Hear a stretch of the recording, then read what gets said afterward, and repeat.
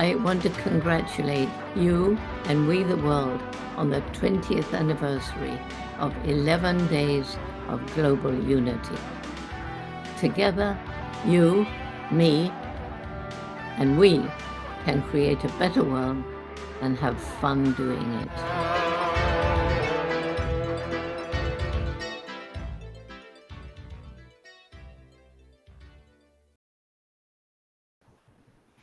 Welcome to the 11 Days of Global Unity Summit and celebrating the 20th anniversary of 11 Days of Global Unity.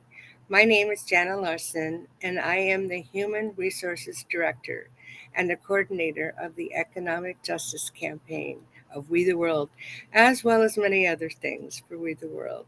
Today, I'm excited that we will be joined by Alyn Ware and Ken Mayers, who will be talking about disarmament. For the full 11 days schedule, you can register for free by going to we.net, and you can see replays of the recordings. You can also make a contribution to support We the World by going to we.net. Thank you. Now, let's bring in my co host, Rick Ulfik. Rick Ulfik is the founder of We the World at we.net and the co creator of 11 Days of Global Unity. Welcome to the broadcast, Rick Ulfik. Thank you, Jana, and thank you all so much for joining us. Welcome to the annual 11 Days of Global Unity Summit, featuring visionary leaders and activists working for people and the planet and a world that works for all. Our summit panels on each of the 11 summit themes range from unity to environment to human rights, freedom, and peace. I and we are deeply grateful that you are helping us to celebrate the 20th anniversary of 11 Days of Global Unity.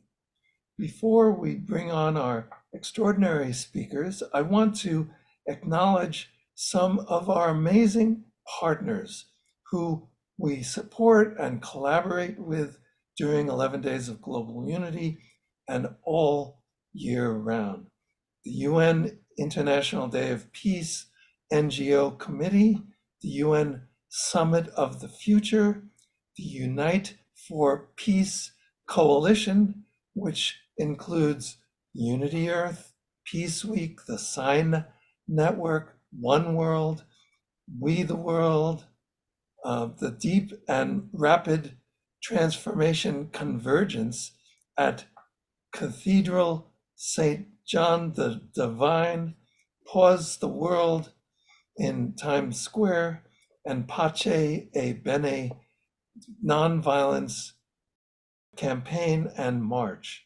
What an amazing movement representing literally millions of people working to achieve global unity, all working with We the World and the We campaign at we.net.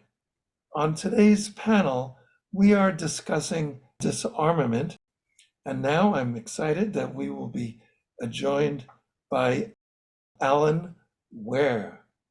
Alyn Ware is an educator, organizer, and campaigner focused on peace, nonviolence, nuclear abolition, international law, human rights, and the environment. Born in New Zealand and currently residing in Prague, Alyn works with parliamentarians for nuclear non-proliferation and disarmament, Basel Peace Office, and the World Future Council, and other peace groups.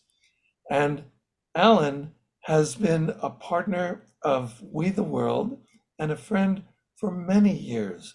Thank you, Alyn, for being part of celebrating the 20th anniversary of 11 Days of Global Unity. Welcome to the broadcast, Alyn Ware. And Alyn, you have been working to abolish nuclear weapons for many years, and you have been concerned about other global challenges as well, like climate disruption. It seems like a core obstacle is the huge profits made by weapons manufacturers and the fossil fuel companies. You and I have participated in the Move the Money campaign, and I think you're going to talk about that a bit. And there are divestment campaigns, all part of the goal of expanding we consciousness for the common good. The we campaign at we.net. What do you think of these strategies? Can you give us an overview of where you think this movement is headed, and what challenges have you faced? Thank you, Alyn. Thank you so much, Rick, and commendations on We the World, which is a wonderful initiative, one of hope, bringing people around the world together and looking at what we can achieve in building a better world. And the 11 Days of Unity, which is sort of focusing on some of the different themes there. So for me, it's wonderful to be engaged in this. It's so important for us to see where there is hope, because we are in dark times. We have armed conflict, serious armed conflict raging around the world. We've got an existential threat from climate change. We're approaching the boundaries of our planet and other issues in the oceans, in diversity and the biosphere. Some people fall out of hope and fall into despair in that sort of environment. And what I love about We the World and the 11 Days of Unity is that you're putting the message that we don't have to fall into despair. There are wonderful organizations, people, even governments, doing good things. We can highlight those and we can build on those to build a better world. I think another thing which is really important about this is that we are living, on one planet Earth. We share the same oceans, we share the air, we even share the forests. They may be planted in nation states, but the oxygen in that's absorbing the carbon dioxide and ensuring that we have a safe planet. This is global, and this is why working on globally is so important. We can still work within our own countries and our own local communities, but we have to look at global governance. And nuclear weapons is one of the key ones there. So you've raised one issue, which is one of the factors that's prompting the nuclear arms race is the money that's been made from the nuclear industry. I'll mention a little bit about that, but it's not the only.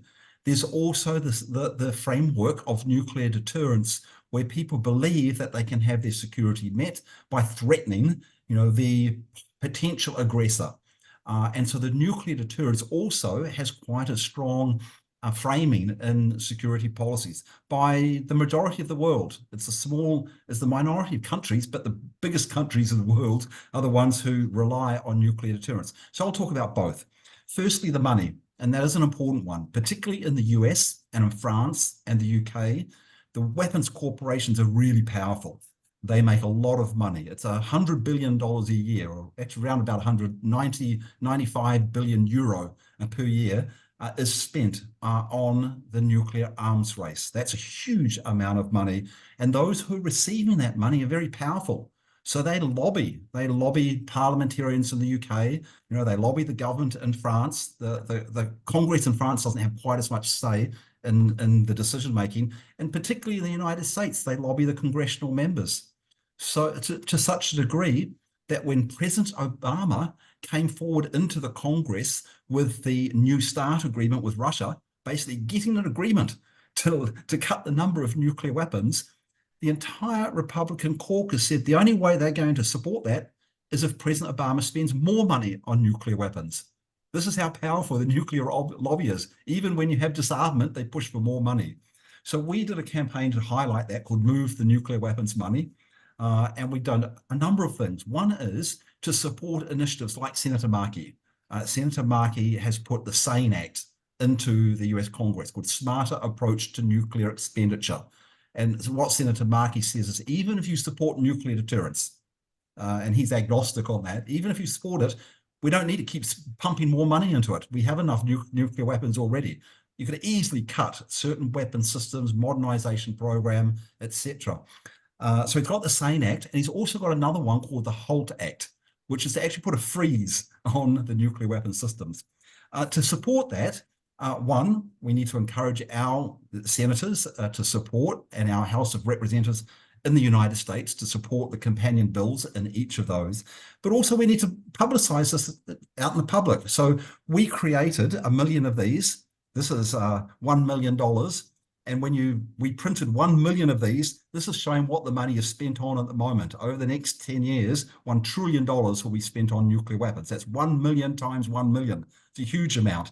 That's what it's been spent on. This is what it should be spent on education, on future generations, on health, on environment. And what we did is, over 1 week, we had a big sort of missile there. We took the money out of the missile. We counted it 1 million, 2 million, 3 million, 4 million, 5 million. We kept going. There were, I think, Rick, you came and counted some of these. We had probably 150 people over the course of the week coming for maybe an hour or 2 hours, counting the money, putting it into big baskets, which represented the 17 Sustainable Development Goals. The baskets got totally full. I mean, they were like, this high, but they were flowing over with the money. After 1 week and virtually non-stop counting, we couldn't do it. We got up to like around about 600 million, so 600,000 of these. We couldn't get up to counting the million. It was just too many, even for that many people over a week. It shows you what a phenomenal amount of money it is. So what we also do is we show what that money could be spent on instead. So I'll just share a screen. I'm going to go to our Move the Nuclear Weapons Money campaign, nuclearweaponsmoney.org. And you see we've got a little diagram here. I'll actually show you the sort of slightly larger version. Here is all the money, the $1 trillion, which is where the nuclear bomb is. That's what it's going to over 10 years instead. Look at all the things it could be spent on. United Nations budget for 10 years, 3 million home solar panels, up to 100 million houses. This is not either or, this is this and this and this. 100 yearly salaries for 2 million teachers, preventive health care for all of Africa. I mean, this is what this money could go to, and so what we should be spending this money on instead. So that's one thing, is public education. The next thing is supporting legislation like what Senator Markey is putting to the Congress. The third one is what we call nuclear weapons divestment. And this is because in the countries that aren't making nuclear weapons, we can't say, hey, shift your budget because they're not spending money on nuclear weapons. But many of them are investing in the nuclear weapons industries because these are public corporations that you can invest in the stock market. So what we've been doing with parliamentarians for nuclear non-proliferation and disarmament is our legislators, our parliamentarians, have actually been moving measures in the government to stop government funding, to divest government funds from the nuclear weapons corporations. So we've succeeded in New Zealand. So the New Zealand bank, it's called Kiwi Bank because we're all called Kiwis in New Zealand. A Kiwi Bank, not allowed to invest in the nuclear weapons industry. Our superannuation fund, not allowed to invest. All the other government funds, not allowed to invest. The same Switzerland government has done it through PND members. The Norwegian government, again, through our PND members of the Norwegian Parliament, and Liechtenstein. So we're pushing for more of that. If we recall, divestment was something that was used very effectively during the times of apartheid by the universities and the churches, religious organizations in the United States in particular, who led the divestment campaign against South Africa. That actually helped, I think, influence President de Klerk to say, we have to shift and move. There were other influences. It's not the only one. And that's where I'll come to the other factor with nuclear disarmament, because it's not just the money that's pushing it. It's also the idea, hey, we need these nuclear weapons for security. And if we go to sort of countries like in Europe, where I'm based at the moment, and say, oh, you should get rid of your nuclear weapons, they go, what? You mean and let Russia come in and invade us like they did Ukraine? No, thanks.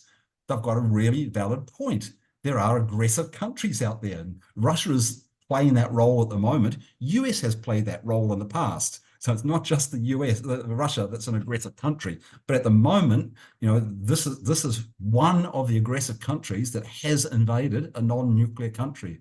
So what do we need to do? We need to build up the confidence in alternative security mechanisms if we're going to encourage the nuclear weapon states to move towards nuclear disarmament. So we have something called the Common Security Platform, which is doing this. It's saying there are other ways of reaching your security through the United Nations, through the International Court of Justice. When you have a conflict, one country with another, rather than threatening them with war or with nuclear weapons, why not take the conflict to the International Court of Justice? We've set up something called the Law Not War campaign, which is specifically looking at the International Court of Justice because it's been incredibly successful. Most of the cases that have been taken to the International Court of Justice, the decisions, and many of them been on armed conflict, like Libya, Chad versus Libya, Nicaragua versus the United States. These are on armed conflict. And the court has decided, usually with the least powerful country, like it found in Nicaragua's favor, not the US favor, and that has helped to end the war and bring peace. The Nicaragua versus United States case was actually, not only did it help end the violent aggression against Nicaragua, supported by the United States, but it actually led to the Central American Peace Accords. Oscar Arias was able to use the decision of the court to bring the leaders of those Central American countries together, negotiate the peace accords, and end the wars in 5 countries. So the International Court of Justice is incredibly effective. It's a common security mechanism. And if we can use that to build confidence that you can resolve conflicts with others without going to war, then we could also move on lowering the adherence to nuclear weapons and help achieve a nuclear weapons-free world. So we've been engaging and taking these ideas into the Non-Proliferation Treaty PRETCOM over in Geneva this year, for example. We work with Abolition 2000, which is the global network of open global network of organizations around the world, working for the elimination of nuclear weapons. Here is Jackie Cabasso, who's one of the co-founders of Abolition 2000, and also she's the main coordinator for Mayors for Peace in the United States, putting forward proposals on diplomacy and disarmament, and also how we could encourage the nuclear weapon states not only to lower the reliance on nuclear deterrence, but have effective disarmed agreements that you could verify and implement. So this is another thing. Abolition 2000 has got many events that people can join. I know I'm taking a bit long, so I'm just going to go to one more thing, I think, and that is that if you're working with legislators or even with others and you want to find out what's happening around the world, because we need to build a cooperation together, there are 2 other key networks that are helping to build global cooperation on these issues. One is No First Use Global, which is bringing organizations around the world to encourage the nuclear weapon states to lower the threat to use nuclear weapons, to reinforce the norm against the use of nuclear weapons, and to adopt no first use policies. And there's the website if you want to find out. Again, it's building cooperation between those in the United States who are working on this and those who are working in other countries. And the other one is where we go a little bit beyond just the nuclear disarmament issue and look at disarmament, all types of disarmament, conventional, other weapons of mass destruction, other humane weapons, and how that can help sustainable development. And so that we can build better engagement with the SDGs, the Sustainable Development Goals at the UN, and all of the organizations around the world that might not be working on disarmament issues, but they're working on the sustainable development issues, on the climate, on human rights, on other environmental issues, on democracy. We can build cooperation. So here's a handbook that we prepared on this that makes those connections and helps give information about how one can engage in those. And in particular, what's happening at the international level. What are the treaties? What are the UN processes? And how you can get involved in those. So that's Assuring Our Common Future, a guide to parliamentary action in support of disarmament for security and sustainable development. So here, those are, and one last one I think I mentioned is, the faith-based community. Because most people around the world practice some sort of faith. And so the ideas in the faith actually are really important because they can help guide and work on peace. So this year we pulled together a joint statement of faith-based leaders and organizations from around the world. We had over 200 endorsers of the statement, and it was, again, taking very concrete, positive, forward-looking proposals to the Non-Proliferation Treaty, PrepCom in Geneva, where the governments were, very similar to what the Common Security Framework was putting forward, but this time coming from, these are the ideas reflected in the main faiths around the world. And this is how it should be reflected through building common security. So this helps, I think, to build the idea amongst the governments that there is strong support for these ideas to move away from a force-based, away from an adversarial-based approach to security, away from a security-based framework of security that's threatening others, to a common security which is working on how do we resolve conflicts, use international law, and build win-win solutions. So all this has been fed into these global process. Civil society has been engaged, religious leaders have been engaged, parliamentarians, legislators have been engaged. This is what gives me hope that we can actually move from the darkness we're in the moment to a better world. Thank you very much.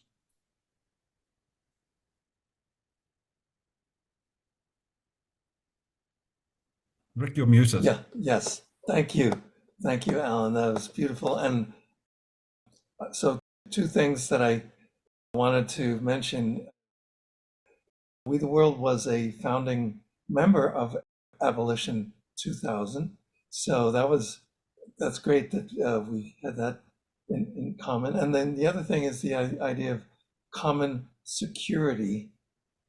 For me, that's kind of an embodiment of the idea of we consciousness and the common good, how we can see what works for all the countries and how, abolishing nuclear weapons and other MDG weapons of mass destruction can be paid for with things that serve the common good. But anyway, thank you, Alyn. So let's bring in our next guest, which is Ken Mayers. Ken Mayers is a U.S. Marine Corps veteran with a PhD in political science from UC Berkeley, a committed peace activist. He has been a member of Veterans for Peace since 1986 and co-founded the Santa Fe chapter in 2002. As a prominent member of Veterans for Peace's nuclear abolition working group, he is one of the principal co-authors of VFP's Nuclear Posture Review, published in 2022.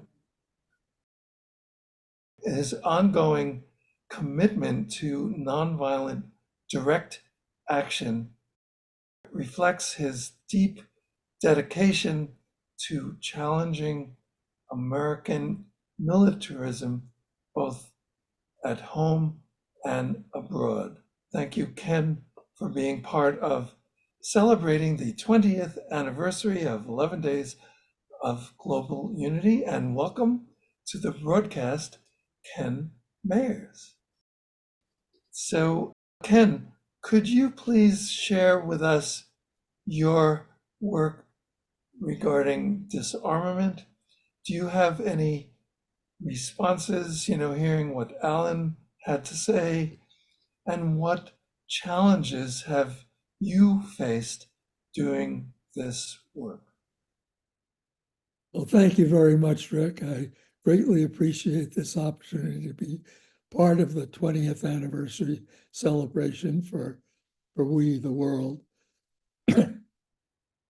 Yes, I resigned my Marine Corps commission at the end of 1966 and went back to the University of California at Berkeley to try to figure out how the United States had gone so far off the rails from its announced ideals.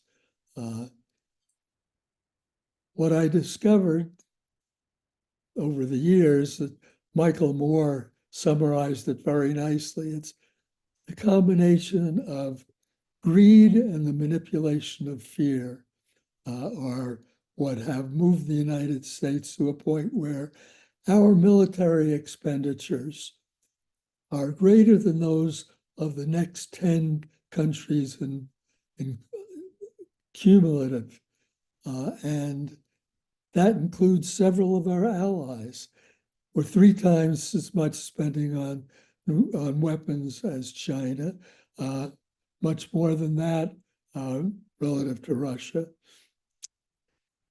And our big obstacle, the immediately visible obstacle, is the military-industrial complex, which has seized control of our government.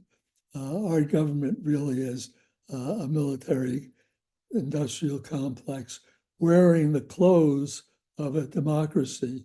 And frankly, those clothes don't fit very well anymore. I greatly admire the work that Alyn Ware has been doing, and I am amazed by his energy level and his global scope of vision, all of which I think is very important. But I think none of that is going to come to success unless the United States can overcome some of its institutional obstacles to really moving in the direction that Alyn and the parliamentarians and others that he's working with and that we're working with in Veterans for Peace can achieve success. I first became particularly interested in nuclear weapons back during the early 1980s, when there was a movement that emerged from a group of professionals in the Bay Area of San Francisco called Beyond War, and it was focused on the nuclear threat. A couple of years later, I was recruited into Veterans for Peace, and has remained a focus of mine in Veterans for Peace, along with various other aspects of U.S. militarism at home and abroad. And moving the money is tremendously important, but the money that most needs to be moved is the American Treasury's money, and that gets moved only by the leverage of the powers that be outside of Congress. Alyn mentioned the effect of lobbyists. Well, the top 5 weapons manufacturers in the United States send a total of nearly 1,000 lobbyists to Congress. In other words, there are 2 weapons lobbyists for every Congress member of Congress in the United States. So that's a huge obstacle to overcome. And unfortunately, it's one of our key institutional structures that supports it, because back in the 19th century, a Supreme Court clerk writing up an opinion on a railroad issue that reached the Supreme Court included in the opinion that corporations are people and have the rights of people. And more recently, the United States Supreme Court declared that money is a form of speech. As a result, these huge corporations that are making $100 billion a year cumulatively can afford to spend money that keeps Congress people in Congress, and it extends even to the best members of Congress. I live in New Mexico, which is the home of Los Alamos National Laboratories, and both our senators and our 3 representatives are all subservient to the nuclear weapons industry. They're good people generally, and speak out properly on all kinds of issues, but they are very proud of bringing upwards of $9 billion a year into the state of New Mexico to keep our national laboratories going. So those are the big obstacles we face. Every year, every change of administration since the Clinton administration has issued what they've called a nuclear posture review. And the nuclear posture reviews normally include some nice verbiage about hoping to end the nuclear arms race, but then they appropriate more and more money each year for the nuclear arms race. A couple of years ago, Veterans for Peace decided it needed to publish its own nuclear arms race, nuclear posture review, which would lean in a different direction than the posture the government was taking. And I can get more into that later, but I think what I have tried to do in terms of promoting disarmament is mainly take to the streets. And I think millions of people are going to have to take to the streets. We've seen it before. We saw it in February of 2003 when around the world more than 15 million people took to the streets to try to prevent America's invasion of Iraq. Unfortunately, 15 million wasn't enough.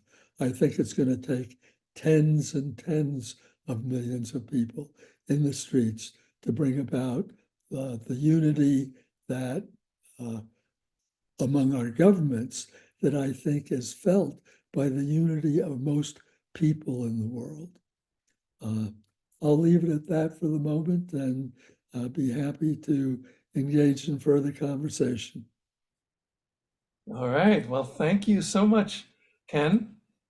This is great. And I'm just wondering, why don't we bring everybody up here, and if anybody has any responses to anything that anyone has said, please. Yeah, go ahead, Alyn. Firstly, I want to thank Ken so much for the incredible work that he's doing, in Veterans for Peace, and the incredible work Veterans for Peace is doing, and in putting forward a different narrative for the United States, which is incredible. I also recognize, the difficult problems there are in the political system in the United States. It is run so much on the power of corporations, as Ken has mentioned. The corporations, if they're going to be people, they should have the responsibilities and not just the rights of people. It seems they have given rights, but not responsibilities.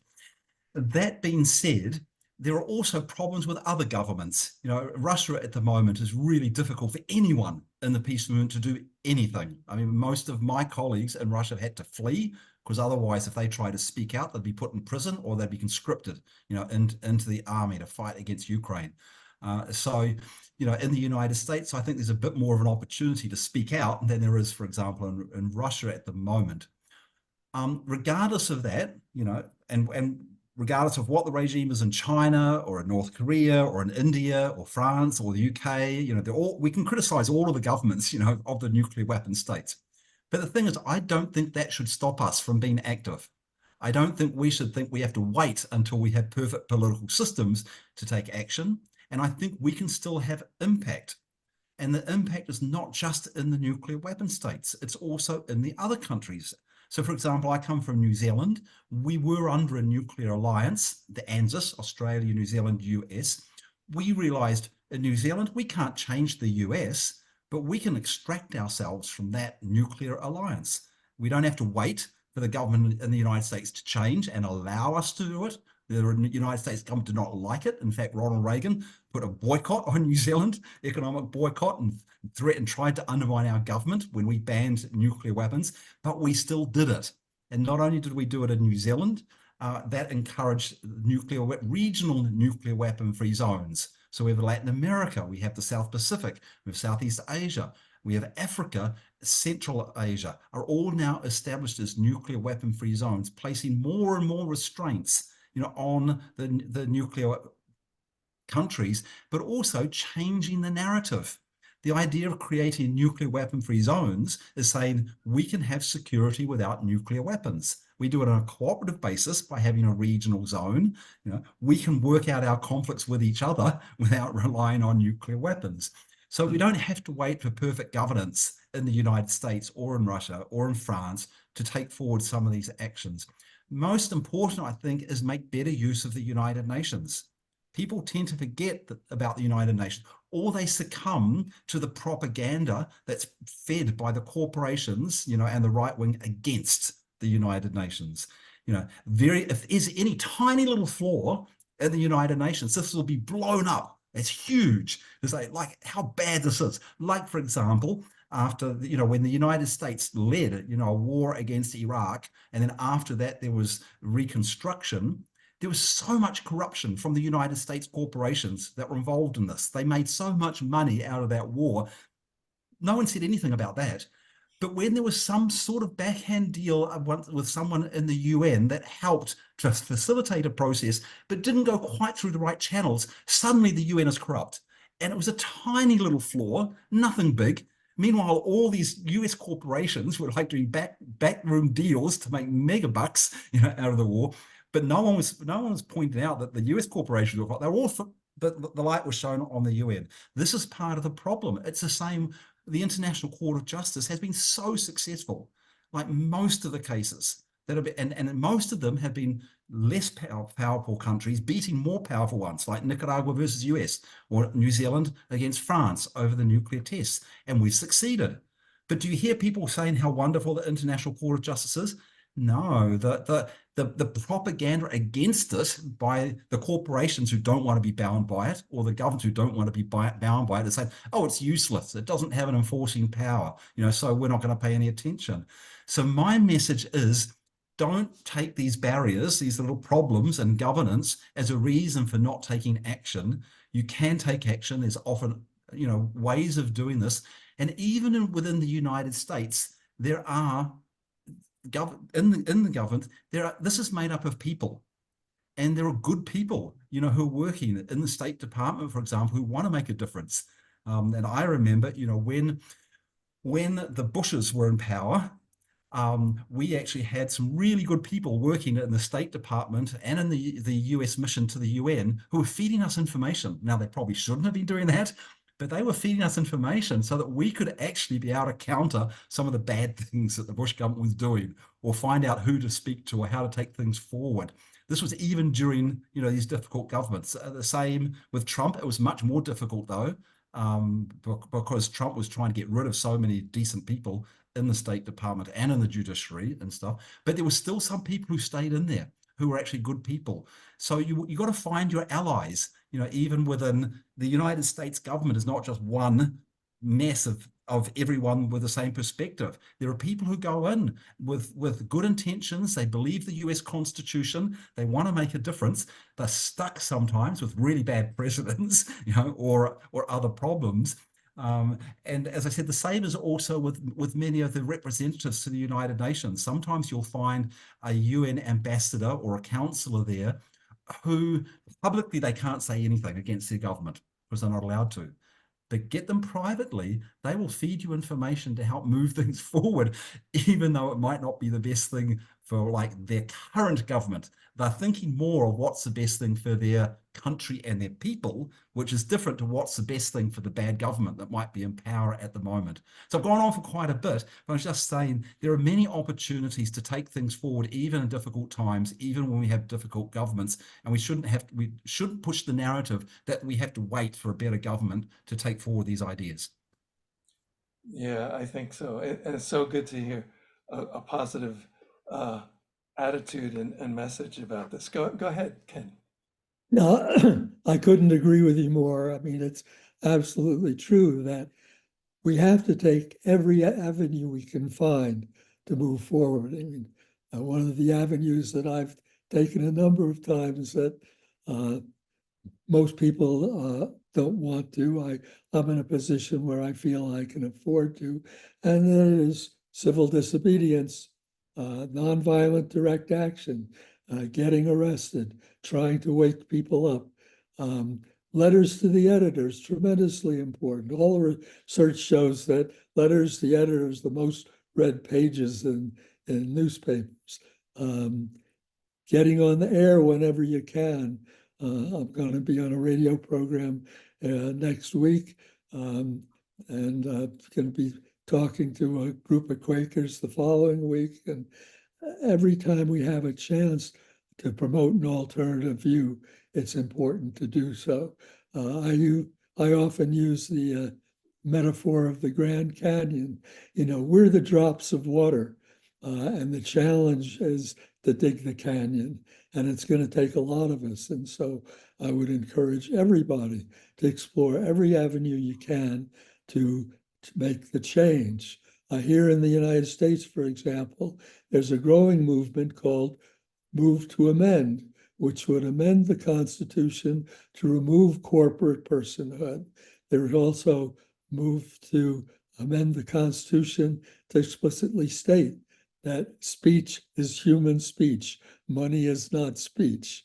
That's not the way the amendment's worded, obviously, but that's the intent, because these institutional changes are at the foundation that support the corruption that goes on, and we've got to be working. My good friend Mike Ferner always says we have to keep fighting the fires, but we also have to be learning how to do fire prevention, and that's where we all need to get together and work. And so I'm delighted to have this opportunity to work with all of you. Thank you, Ken. Did you want to make any comments, Jana? And you're muted. I know, I just like struggling there. Well, I could just talk on and on and on, but Move to Amend, I also am a part of that organization, and I co-host one of our partner projects called Malcolm and and we had a person there from Jenny Spanos, who may know of from Move to Amend, came and spoke to us. They were at the Democratic convention and outside, so they couldn't be in, but they were out there doing the civil disobedience and the all that work there. But my question, and maybe I will show my naivete, as I often do, with the current political situation here in the U.S. and this amazing realization we're coming to that, oh my gosh, democracy is in trouble here, and there's such a push from in so many ways towards authoritarianism and non-democracy. Have you seen?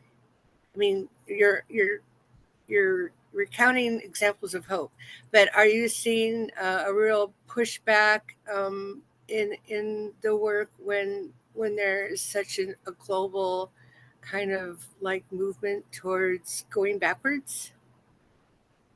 Either of you? First, Ken, and then I'll come after you. Well, it's always an uphill struggle. Sometimes it's steeper uphill than others. And right now it looks like it's getting a little steeper. I mean, and we see it, in the United Kingdom, for example, 2 journalists have been arrested in the last couple of weeks under suspicion of violating the Terrorism Act. Just absurd charges. And in the United States, we find that our anti-terrorism legislation has been increasingly applied. And these are all covers. It's because of Alyn mentioned the propaganda being such a huge problem. And someone recently told me a story about a Russian in the United States, and an American asked him, "What are you here for?" And he says, "I'm here to study American propaganda." And the American says, "What propaganda?" The Russian says, "Exactly." Mm. We are just so deluged and swamped in it that it's I think that's a bigger problem than any particular increase of right-wing momentum or left-wing slackness, or whatever you might want to call it. I find those are ripples in the stream compared to the tidal waves of propaganda that influence public thinking and make it such a tough educational job. Yep, and I agree with that. And for me, the whole question of the media is so important to all of these discussions. For me, the messages of the media, and of course, it's not just corporate media and mainstream media, but it's also social media. So the messages of the media become the fabric of our culture. So you really have to be part of making the change yourself to get out there. And that's why I always tell people, be the media. And that's what we're all doing right now. It's what you did, Jana, by hooking up with Malcolm with his media platform. Mm-hmm. But that's what we all have to do. And I think the overall goal is to shift the the culture towards what we would call we consciousness. Some people say it's a culture of peace uh, and nonviolence, um, and it's basically about the common good. But I think it's so important to make that cultural shift, because when the culture ch- changes and shifts in that way, then it's kind of then the people who are previously in power, like um, major corporations and politicians that hold on to power, then they see the writing on the wall, and they realize they can't continue to do that kind of thing that does not take in consideration the common good. But Alan, what do you think? So to address this, I'm actually going to quote from two of my people who inspired me a lot. The first one is Martin Luther King Jr., who said that the arc of the moral universe is long, but it bends towards justice. The arc of the moral universe is long, but it bends towards justice. I think what he was meaning by that is that sometimes we perceive setbacks. We think we're moving forward and then we have a setback, but don't give up on that setback. We can overcome those setbacks and then move even further forward.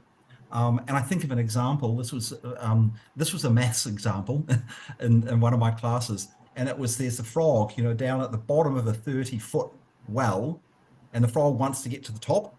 So every day it hops up 3 feet, but because the side of the wall is slippery, it slides back down 2. And the maths question was, how many days does it get to the top? And I thought, well, this is interesting. I solved the math equation, but to me it was like, but what I came up to the teacher and said, yeah, but how does the frog feeling as it's sliding back down? And you go, the frog must be feeling really frustrated as it's sliding down, and yet every day it's making 1 foot. To me, that's sort of the idea of what Martin Luther King was talking about, that we will have setbacks, in this, but the arc of the moral universe is bending towards justice. And I've seen examples in play. Sometimes, we have a setback. You could say, the election of Donald Trump, in the United States was a setback.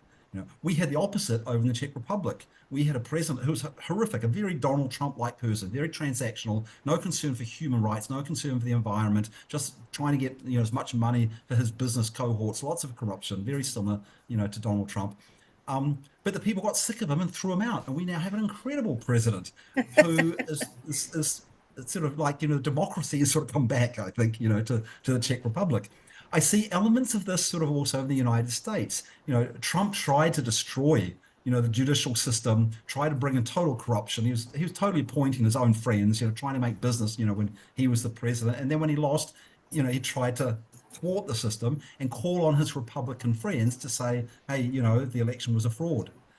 The strength of the US Constitution is even his Republican friends, like the Georgia, Republican governor, like the vice president, refused to go along with Trump and say the election is a fraud. So even the vice president, I didn't agree with much else that he did, but the fact that he said, no, I have a constitutional duty for the transfer of power, isn't that incredible? That shows that there is still a resilience in the United States. I agree with Ken. There is so much corruption in there. There's so much, like the power of the corporations. But there is still some resilience in the system that helps to ensure that it will continue and bend towards justice. I see that in the international system. At the moment, there's a lot more authoritarianism around. We've seen that diplomacy is breaking apart in certain places. We're getting some wars happening. What's been one of the results of that is more and more smaller countries and not just countries, people are taking cases to the courts, to the International Court of Justice, and saying, look, if we can't solve this diplomatically, let's use law. And that faith in the international judicial system is incredible. So we have nearly twice as many cases in the International Court of Justice at any time. The International Criminal Court is doing arrest warrants against top leaders like Putin himself for the first time, arrest warrants against corrupt leaders of countries. We've seen this happen. We've got the International Tribunal of the Law of the Sea just include an incredible case on the responsibilities of countries with regards to climate emissions and the oceans. Really, really phenomenal, the decision. We've now got, the case in the International Court of Justice on climate change. Now, where did that case come from? It actually came from youth.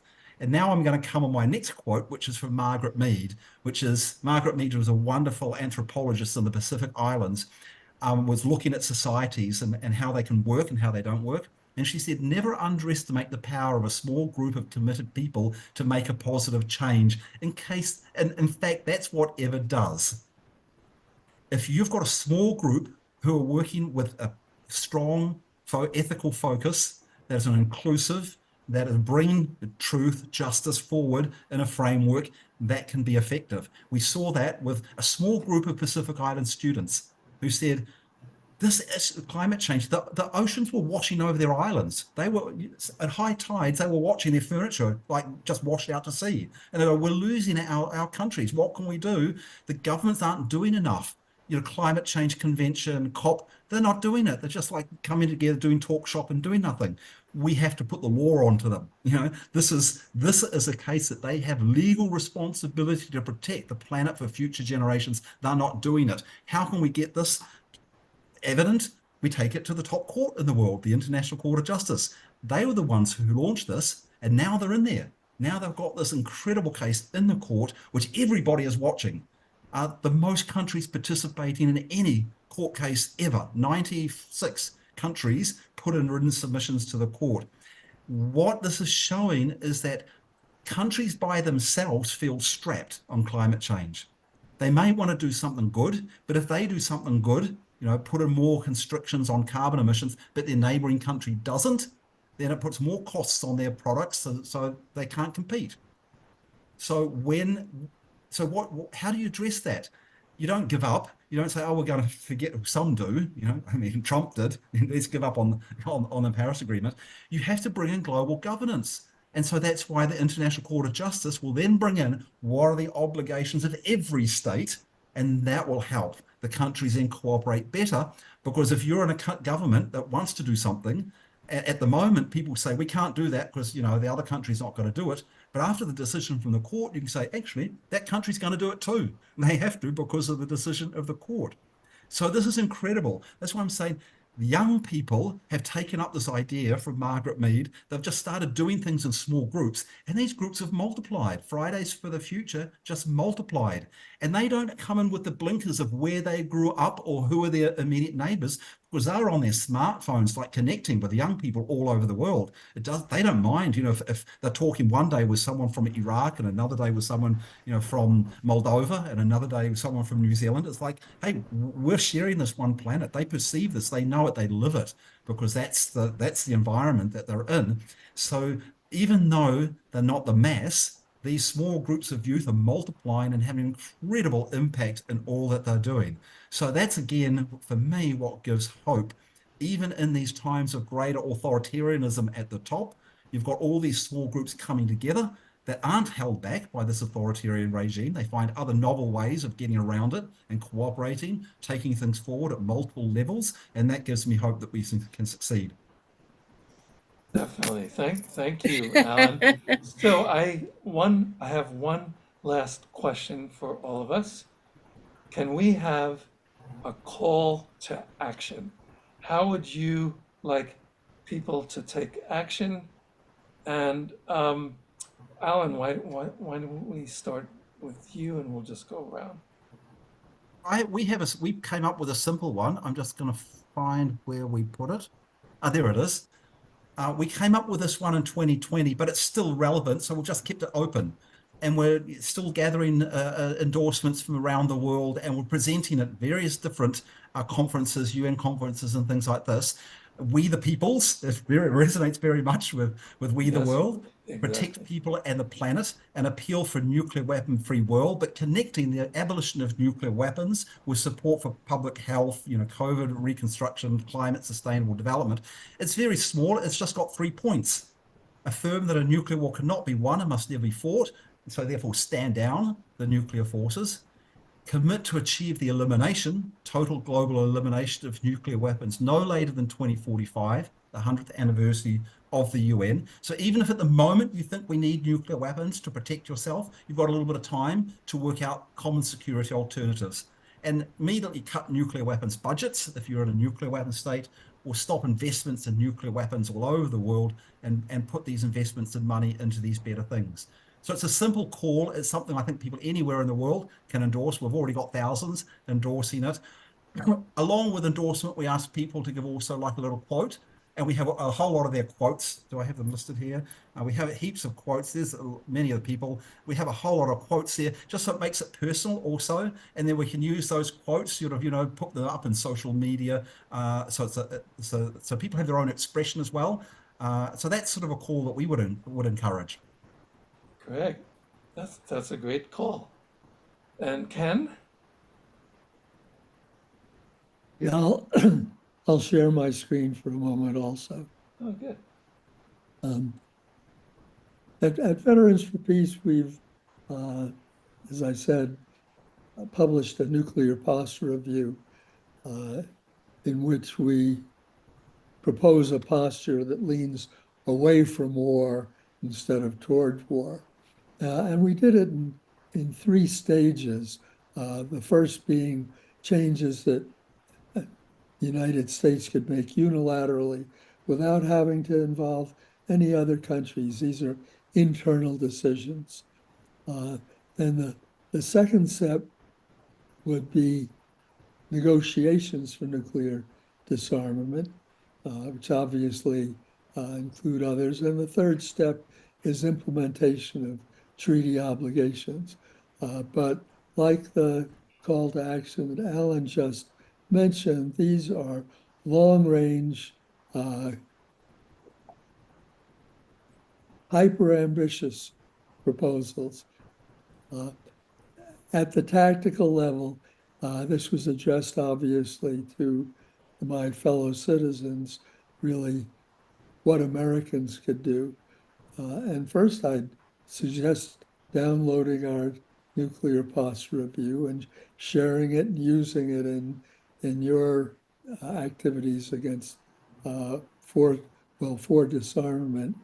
Then we had some specific legislation to support.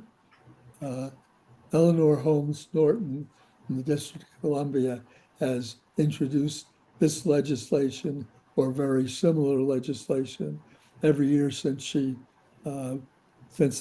District of Columbia was granted a seat in the House of Representatives. She can't vote there, but she can introduce legislation and has done so every year. And she introduced legislation to sign the Treaty on Prohibition of Nuclear Weapons and convert nuclear weapons industry resources and personnel to purposes addressing climate crisis and other purposes. Oops. Support the ICANN campaigns. In the United States, that includes asking members of Congress to join the parliamentary pledge. I'm surprised Alyn hadn't mentioned that one because it's certainly in his wheelhouse. And then enroll your city or state in ICANN cities campaigns. Write letters to the editors, I said before, and consider direct nonviolent action against the military, industrial, congressional, intelligence, media, academic, think tank complex. For example, picket the homes of merchant of death CEOs, and those locations are readily available.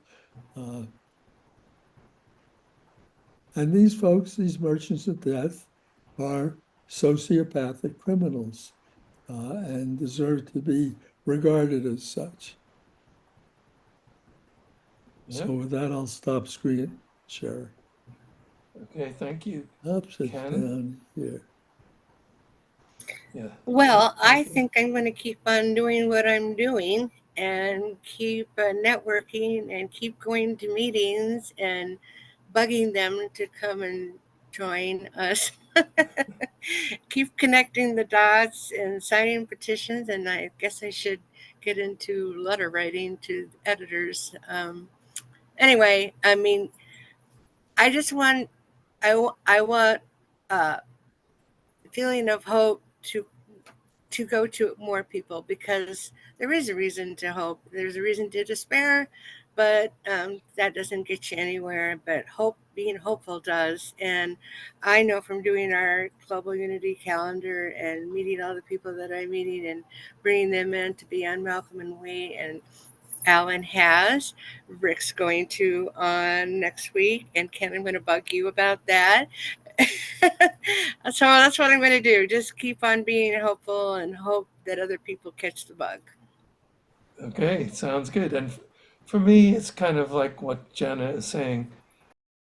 We the World offers 11 campaigns for change, right, of which disarmament is one. But there's also economic justice and environment and human rights and women and, 11, the whole 11. And ultimately, each pathway, in a sense, of those 11 campaigns winds up contributing to the whole and being part of We and the We campaign and We.net, so that we can ultimately have a shift of our culture towards we and the common good. So thank you all. Jana, do you want to bring us home? Yes. Well, thank you all so much for what you are doing in the world. This has really been amazing. And thank all of you for watching this and for being a part of the 20th anniversary of 11 Days of Global Unity. Please go to we.net to get involved and even make a contribution if you want. Rick? Yes. So this is, like Jana said, it's been a really amazing conversation. And I think it's been a really powerful communication that we've heard from every person on this panel. So thank you for being part of the 11 Days of Global Unity 20th Anniversary Summit. And as I usually do at the end of our panels, It's all about we, right? So this is like a W. So it's all about we. So let's go from being a me society to a we society. And that's why we launched we.net. So together we can create a world that works for all. Thank you again so much.